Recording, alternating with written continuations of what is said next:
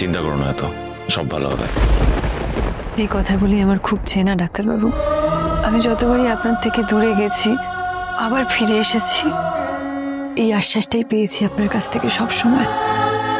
এই কথাগুলো আপনার মনের কথা, কিন্তু আমাদের ভাগ্য তো আর আমাদের হাতে সবসময় থাকে না। ভাগ্যে কি আছে, কাল কি হবে আমরা কেউ জানি না দীপা। তবে আমার কাছে মুহূর্তটাই আসলে সব সময়। দেখো দীপা, এতদিন আমি অসুস্থ ছিলাম ঠিকই, আমার কিছু মনে থাকতো না, তাই যা হয়ে যে আমরা ভুলে যাই না। আর একবার সবটা নতুন করে কি শুরু করা যায় না দীপা? দেখো, আমি যদি এত অসুস্থ না হতাম তাহলে তোমায় এতটা কষ্ট হয়তো সহ্য করতে হতো না। কিন্তু দেখো, যা হয়ে গেছে তা তো একটা জিনিস জোর দিয়ে বলতে পারি, আমি তো এখন সুস্থ হয়ে গেছি। এবার তুমি আমার উপর ভরসা করতে পারো।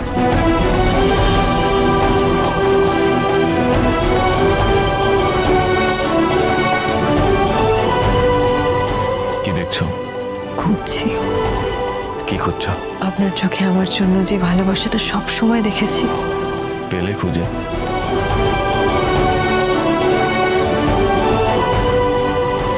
আপনি নিজেকে হারিয়ে ফেলেছিলেন বলে আমাদের সবকিছু হারিয়ে গেছিল ডাক্তারবাবু। ভালোবাসাই কিন্তু আমাদের ভালো রাখে দীপা, আমাদের বাঁচতে শেখায়। তবে মাঝখানের কথাগুলো মনে পড়লে এখন থাক, এখন এসব কথাগুলো থাক। এই কথাগুলো বললে আপনারই কষ্ট হবে। না দীপা, আর কোনো কষ্ট হয় না আমার এখন।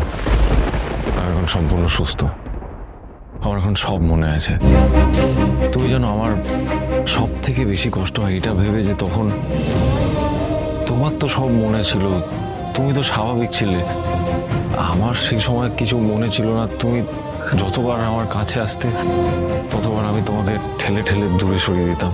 সেই সময় যে কি অবস্থা হয়েছিল আমার ভেতরে, যে কি হতো ওই ওষুধের রিয়াকশনে। প্রত্যেকদিন তুমি এসে আমাকে বলতে আমি দীপা, আমি দীপা, আমি বুঝতাম, আবার ভুলে যেতাম, আবার অ্যালবাম দেখতে হতো। আমার যে কি হতো। আমি শান্ত হন। আপনি তো এগুলো ইচ্ছে করে করেন ডাক্তারবাবু, সব আমার কপাল, আমার ভাগ্যের পরিহাস। আমার যে তখন কি হতো, আমি যদি ভাষায় প্রকাশ করতে পারতাম, আমি যদি কাউকে বলে বোঝাতে পারতাম, আমার মাথার ভেতরে কি চলতো সবটা এলোমেলো হয়ে যেত। মানে সবসময় কি মনে হতো যেন আমার মাথাটা হঠাৎ হঠাৎ ব্যথা করছে। ওই ওষুধের রিয়াকশন, একটা ছুঁচ, একটা অদৃশ্য ছুঁচ আমার মস্তিষ্কের মধ্যে বারবার বারবার বারবার বারবার। আপনি ভুলে যান, এসব কথাগুলো ভুলে যান প্লিজ। বলতেই তো চাই আমি দীপা। তুমি জানো, সেই সময় একটা কথা বারবার আমার মনে হতো। আমি হয়তো তখন কিছু বুঝতাম না, কিছু মনে ছিল না, কিছু জানতাম না, কিন্তু এখন মনে হয় আমার একটা অংশ সবসময় তোমার সঙ্গে ছিল, সবসময়। আপনি ছিলেন বলেই আমি ছিলাম ডাক্তারবাবু, আর সারা জীবন এইভাবেই থাকবো ডাক্তারবাবু।